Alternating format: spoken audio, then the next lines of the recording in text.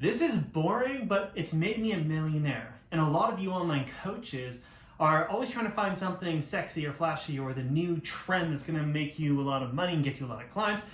Here's the boring thing that's gonna work every single time, no matter if it was 10 years ago or 10 years in the future. It is relationships, conversations with people.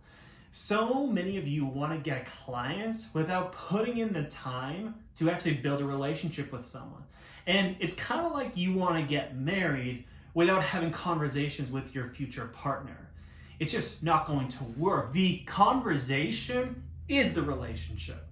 The conversation will create the client. So stop being either afraid of conversations, stop thinking that they're weird because humans talking to humans is one of the most natural things in the world, and stop believing that you're bugging people by conversation. People are talking back and forth every single day. It's probably one of the things we do the most besides breathing at the end of the day. So here's a couple key takeaways if you want to have better relationships with your prospects and have more of these conversations actually convert into becoming clients. Now there's two extremes you want to avoid. On the one end, we have the friend zone, which is if you don't do the conversation properly and it just kind of keeps going, you're never getting to like the point of the conversation, you end up in the friend zone and they just see you as a peer rather than someone who can solve the problems, who's an authority, someone that they can look up to. And this is one of the biggest pitfalls you want to avoid. The second extreme is you don't want to come and basically ask them to get married on the first interaction or pitch your services too soon or in such a cold and direct way. You want to make sure that you're landing up in the middle despite not having either of these ends. So here's how you do that. So number one, you need to build rapport with people, like people who care about them. So when you're having a conversation with someone, don't just out of the blue be like, hey, are you looking for services? Hey, do you have health goals? Ask them a couple questions about themselves that would build some type of relationship. It could be like, hey, thanks for the follow. I see that you have this type of dog. How old's your dog? It could just be starting the conversation with a couple innocent questions. If someone follows you or if someone's commenting on something, reach out to them, start a conversation, keep it pretty innocent to start. Now, that doesn't mean you're going to go 10 messages back and forth, but the first question or two can be quite innocent, can be getting to know them a little bit.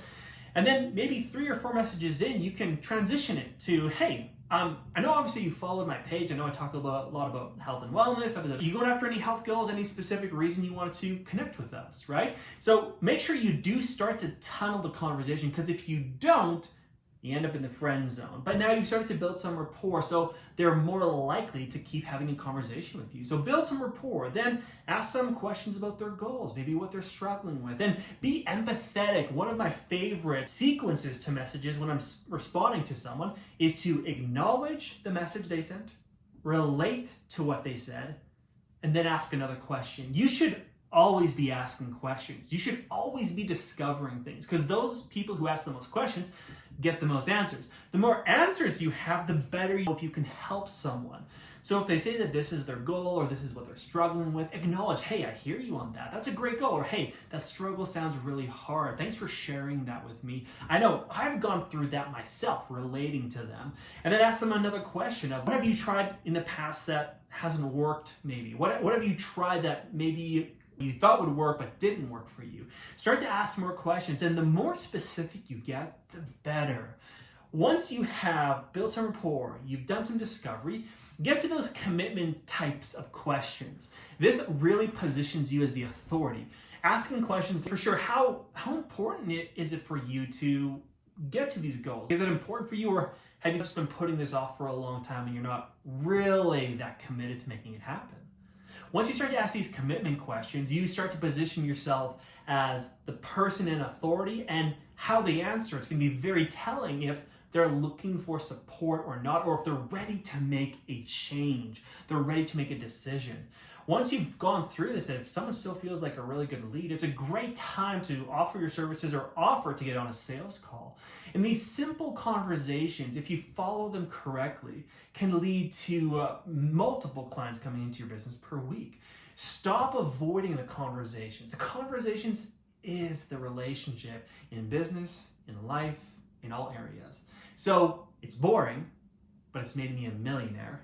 and it can make you more money, and it can allow you to get into the relationships to help your clients as well. So go try them out. Let me know if you got any questions.